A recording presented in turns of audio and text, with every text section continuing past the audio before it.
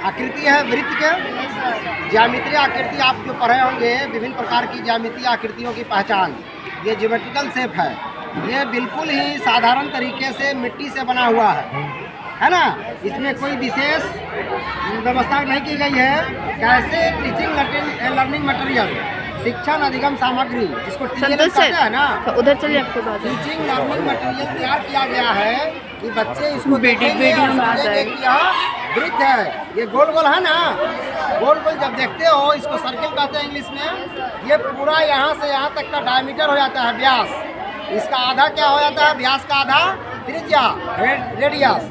तो डी से डोमिनेट करते हैं हम लोग डायमीटर, डायमीटर से डी, डायमीटर पूरा हो गया यहाँ से यहाँ तक की दूरी। इसका आधा होता है, क्या होता है, त्रिज्या, रेडियस। वृत्त का जो व्यास होता है उसका आधा अगर किया जाए तो उसकी त्रिज्या निकल जाती है ना। अगर इसका पूरा हम अगर क्या करेंगे, अगर इसका वृत्त का क्षेत्रफल निकालना हो पूरे क्षेत्र का, तो क्या करते हैं, कौन सा सूत्र का इस्तेमाल करते हैं, पाई आर स्क्वायर, है ना। पाई का मान कितना होता है, 22/7 या 3.14। 22 divided by 7 is equal to 3.14.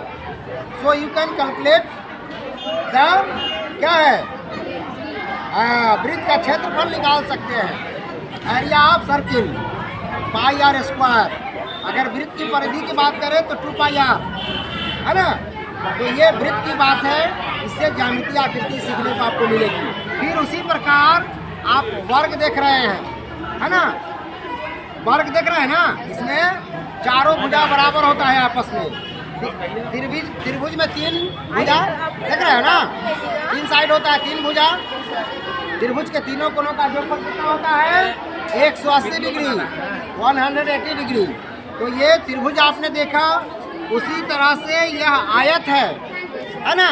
आयत का क्षेत्रफल जानते हो ना, आयत का लंबाई गुना चौड़ाई, ये आयत है। इसमें देख रहे हैं ना, लंबाई चौड़ाई, यह भी मिट्टी का बना हुआ है। यह जो है टीचिंग लर्निंग मटेरियल, शिक्षण अधिगम सामग्री है, जो कि आपको सीखने में सहायक होता है। सभी शिक्षकगण अपने वर्ग कक्ष में विषय के अनुसार प्रत्येक टीएलएम का इस्तेमाल करते हैं। तो गणितीय अधिगम को विकसित करने के लिए आपको यह टीएलएम बहुत ही आवश्यक है। इसके माध्यम से आपको ज्यामितीय आकृति बताई जाती है। तो ये आयत हो गया। फिर सेम देख रहे हैं वृत्त, वो बड़ा वाला वृत्त है, ये छोटा वाला वृत्त है। और ये बहुत ही कम पैसे में इतना बेहतर आपको टीचिंग लर्निंग मटेरियल का इस्तेमाल किया गया है। दिख रहा है ना, ये बड़ा और छोटा। इससे आप यह भी सीख सकते हैं कि बड़ा कौन है, इसमें छोटा कौन है, एक दूसरे को आकृति को देख करके। फिर इसी तरह से अगर इसकी बात करें तो आप दाल का इस्तेमाल करते हैं, खाते हैं भोजन में, बैलेंस डाइट में विभिन्न प्रकार के दाल का उपयोग करते हैं, जिससे कि आपको प्रोटीन मिल सके।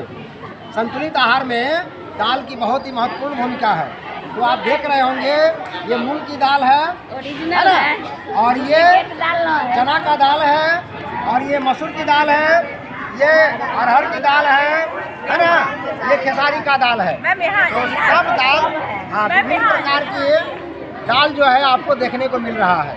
तो यह दाल खाने से क्या होता है, प्रोटीन मिलता है और बैलेंस डाइट यानी संतुलित आहार मिलता है, जिससे कि आप स्वस्थ रहेंगे, कुपोषित नहीं होंगे, है ना।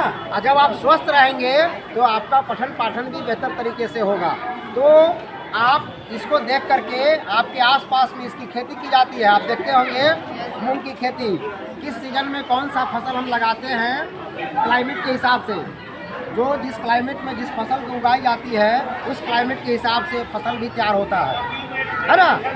जैसे अभी आप देखते होंगे गेहूं की खेती, रबी फसल लगा हुआ, आलू का फसल देखते होंगे, मक्के की खेती देखते होंगे, है ना।